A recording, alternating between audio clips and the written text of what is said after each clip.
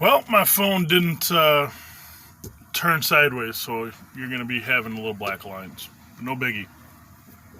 We are at just a random another place here in what we call life at the gas station. I had to fill this bad boy up this morning, so got to sink in $200 in off the company's dime. All right. So, as the video is called, ctcss tones and why I don't put them on my radio's input. My radio, the input to meaning I hear, and then why I don't put it on. I do have the capability of putting it on, but I don't. The reasoning behind that is because there are so many people out there nowadays buying these blister pack radios, bubble pack radios, Walmart radios, and they don't have repeater capability. Or even if you're running a simplex node, like I was at first when I moved to the town I'm in, but people don't know really anything about the privacy tones. And so, I'm sitting there and I'm listening. I'm having a conversation with a gentleman, and all of a sudden there's a voice that's a little on the scratchy side. It's a little scratchy, and this was back around Mother's Day. And I hear the scratch, and I'm in the middle of a conversation with somebody, and I hear somebody that I don't recognize his voice, and all I heard was the person say, "You don't buy your wife's Mother's Day gifts. She's not your mother, she's your wife." And it made sense to me. And the thing is I was called crazy for a little bit, especially from the guys on the network here. I said, who made the comment of, you don't buy your wife's Mother's Day gifts? And all of a sudden this voice come back and said, "Oh, you heard me." And then the person on the network said, "I didn't hear nothing." So I had to tell the person on the network, "Wait, stop talking. Please give us a minute." So I keyed back up and I said, "All right, so there's somebody out there that made that comment. Who are you?" And then all of a sudden this person come in again, kind of staticky. And I could understand him. And, the person actually said he was in the same town as I was. Sweet. So now I've got a user. And then just the other day, we were talking about pizza. And that guy that referred to the Mother's Day comment has now been an active user on the network and has been in there. I gave him a 888, and one of the guys on the network sent him a UV5R. We got him an external, or a better antenna. And, he's been in there talking. But he was sitting there talking the other day, and I was talking about pizza. And next I know, he was like, "Okay, who made the comment about that sounds like a good pizza?" It was somebody that was real scratchy and real low in audio, but somebody said something about that was a good pizza. And I'm like, well, that sounds like Joe. Joe mentioned the same thing. And Joe spoke up, but Joe's not real scratchy and Joe's not low. He's a node head. And so he's like, "No, that's not the person." And then, there was somebody else that's been using somebody else's node down in Georgia, a guy named Red. Hats off to you, man. Welcome. And, he's been using it, and he comes in a little noisy at times too.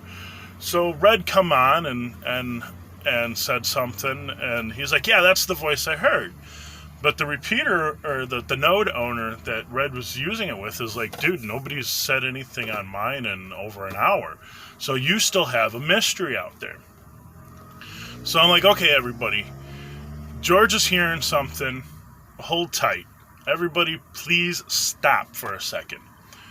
And they wouldn't stop. They were calling him fucking crazy, and he's nuts, and this, that, and the other.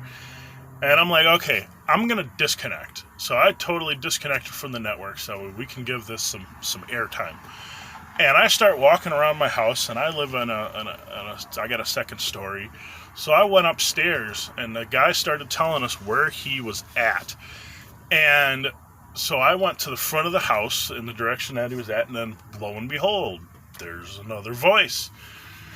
He did the same thing as George. Went to Walmart, got himself a Midland radio that's not repeater capable, and sitting here bonking his fucking button, and nobody's responding to him.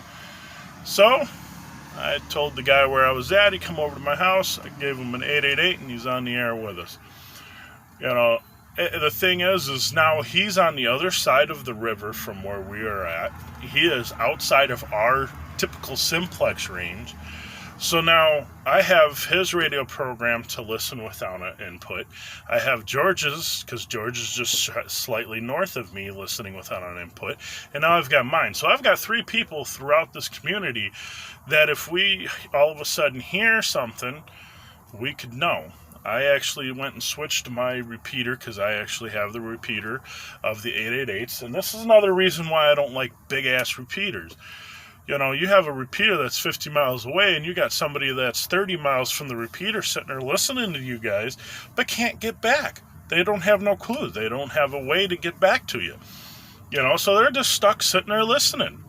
I don't want people to listen. I want people to talk to.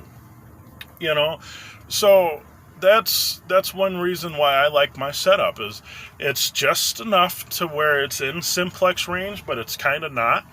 And you know, the people that are in the town here are now on the lookout for anybody else.